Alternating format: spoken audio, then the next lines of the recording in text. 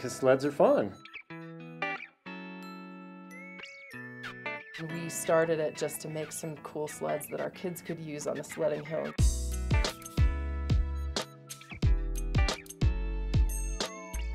At a shop actually very close to here, a lot like this. And I made the sleds and I would paint them outside, and people came by and they kept buying my sleds.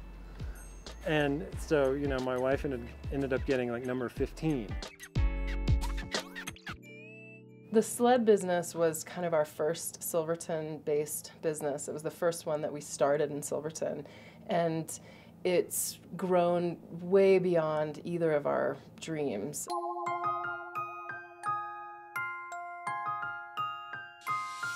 I think I'm a businessman who likes to have fun.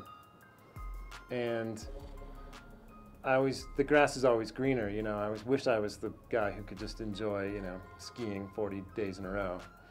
But the truth is, running a business I like it. You know, it's really challenging, it's really interesting. There's all kinds of things to think about. There's never a dull day. And, you know, that's a lot of the fun of it, is doing the business. So maybe it's a perverse kind of fun man.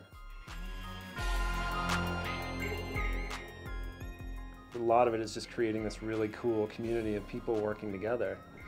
But people really find that to be something that they can latch onto and get a lot of pleasure out of and satisfaction.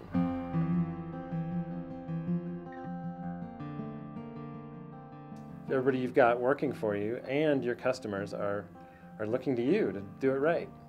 And all you can do is try. You certainly don't get it right every time.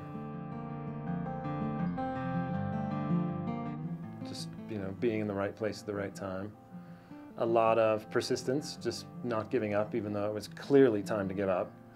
I mean, certainly some of it is finding great people to help. For better or worse, you get to decide what happens every day. You know, you get to decide when it starts and when it ends and what you do in that time. People loved the whole idea and the reality of handmade wooden sleds. SledWorks has been a real gift in the, you know, before that I was very focused on fun. And I found all sorts of new ways that I needed to do things to help the SledWorks that have also been really fulfilling in other ways.